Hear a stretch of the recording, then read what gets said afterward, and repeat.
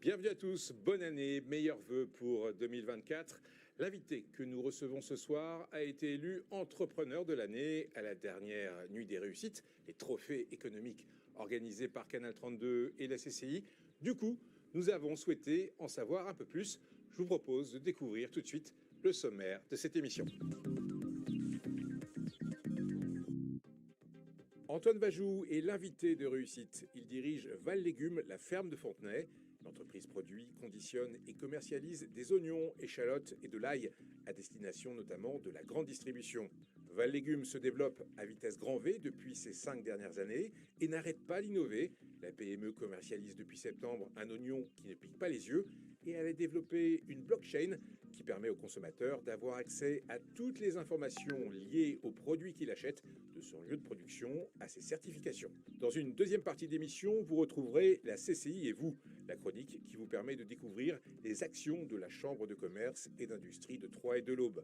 En compagnie de Sylvain Convert, son président, dans cette édition, vous découvrirez comment la CCI s'implique dans le plan d'investissement France 2030, mais aussi comment elle apporte formation et conseils, avec un exemple, la mise en place d'un diagnostic du secteur commercial pour la ville de Nogent-sur-Seine.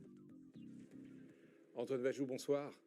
Bonjour Fabrice. La ferme de Fontenay est basée à Fontenay-de-Bossery, comme son nom l'indique. C'est une entreprise familiale que vous avez reprise en 2010. Racontez-nous en quelques mots votre parcours. Bonsoir Fabrice, donc moi je suis ingénieur agricole de formation. J'ai repris l'exploitation de la société en 2010 derrière mon père, suite à 3 ans au sein de la société Ducrot où j'étais responsable marketing. Et en reprenant la société, je me suis employé à développer tout ce qui est valorisation de produits, donc de pouvoir maîtriser la filière du champ à l'assiette.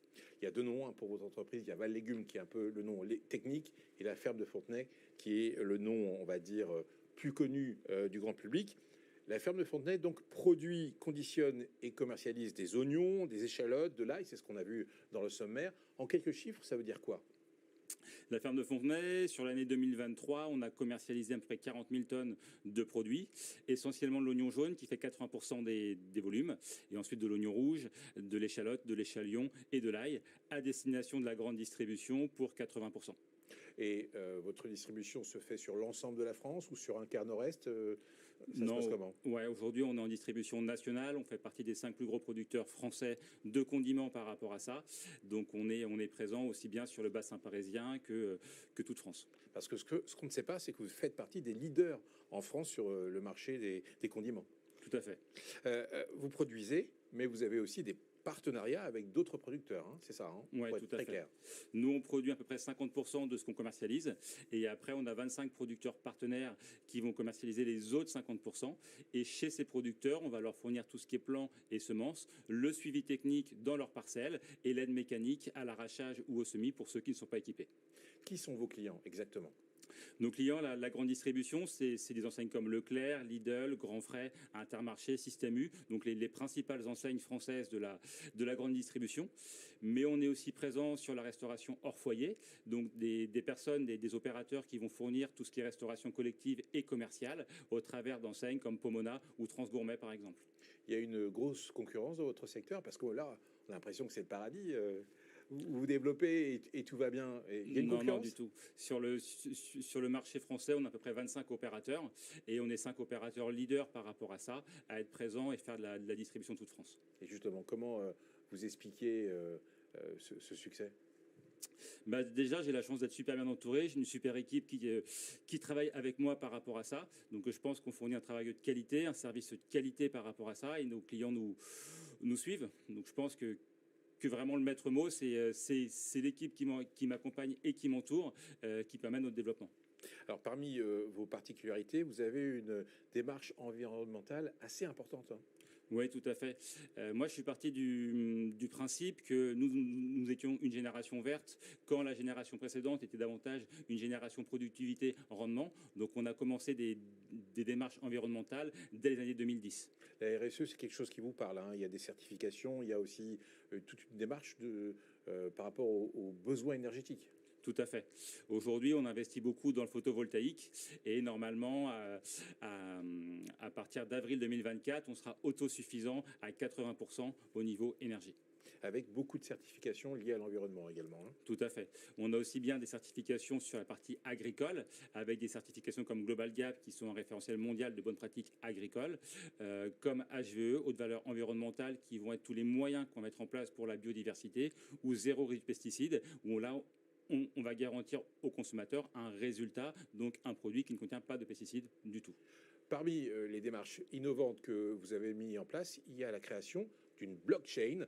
Alors le but, c'est de rapprocher le consommateur de la production. En quelques clics, le consommateur a accès à toutes les informations sur la vie du produit, son lieu de production, de conditionnement, le type variétal, etc. Comment ça marche et en quoi c'est utile pour votre entreprise? Le reportage de Christian Viera. Pour sa gamme premium Vajou, produite et commercialisée localement, la ferme de Fontenay a mis en place un QR code sur les emballages. Voilà, donc on a le site de conditionnement et le lieu de la parcelle, en l'occurrence, qui est donc à Trenel, à moins de 5 km. Ce service en direction du consommateur a été lancé en mars 2022.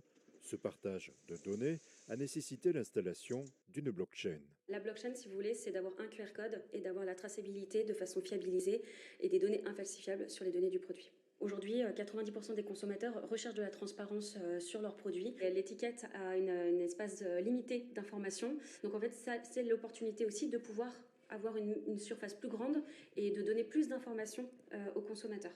Deux types d'informations sont livrées en toute transparence aux consommateurs.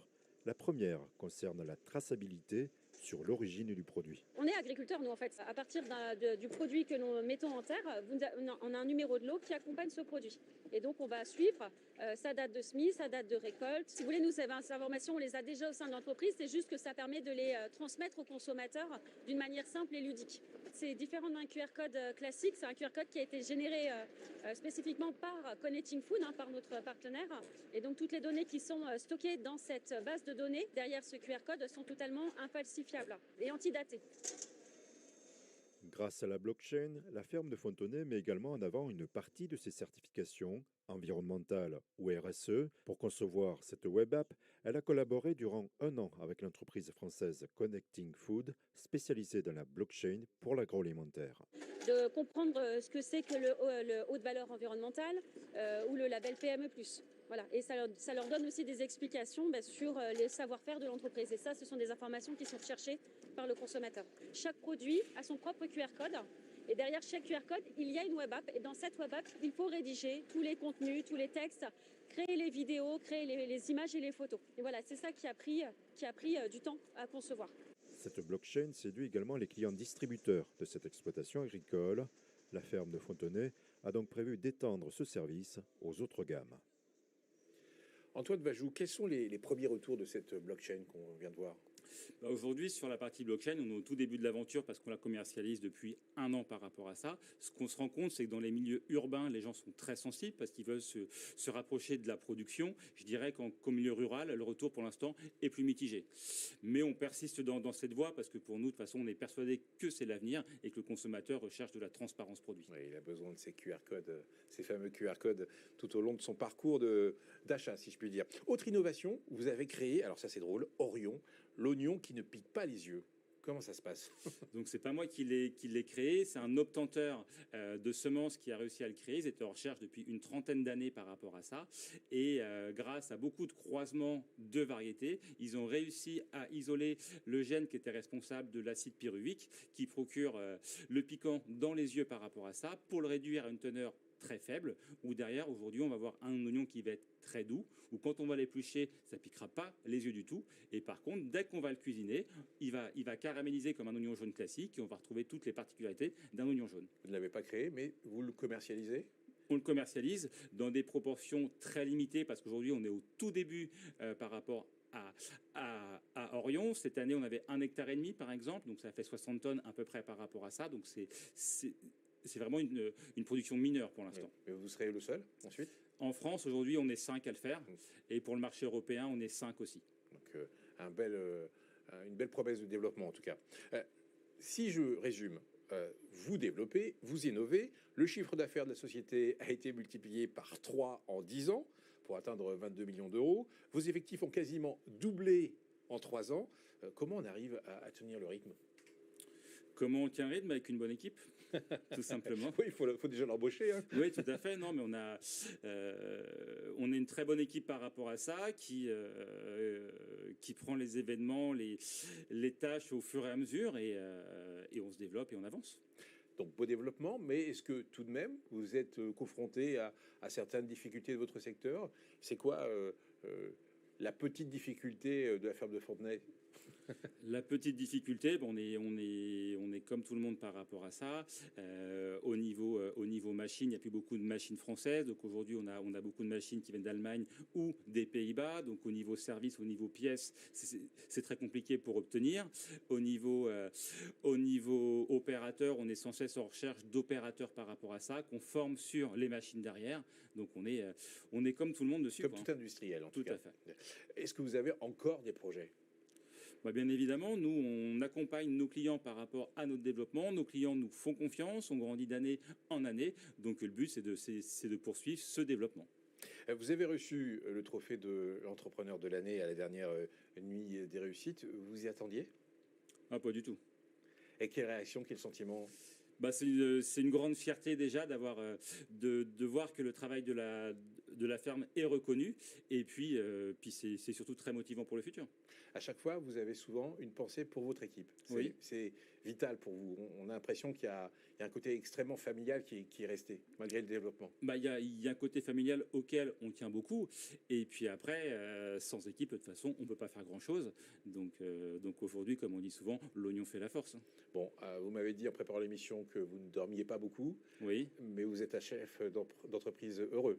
Oui, tout va bien, oui. Bon, et écoutez, on va suivre en tout cas le succès de la ferme de Fontenay, l'un des leaders dans son secteur. On est très heureux de vous avoir reçu et de vous avoir reçu également à la nuit des réussites. Merci Antoine Vajou pour votre participation à cette émission. Et tout de suite, après la pause, on se retrouve avec la chronique La CCI avec vous pour tout savoir sur les actions de la Chambre de commerce et d'industrie de Troyes.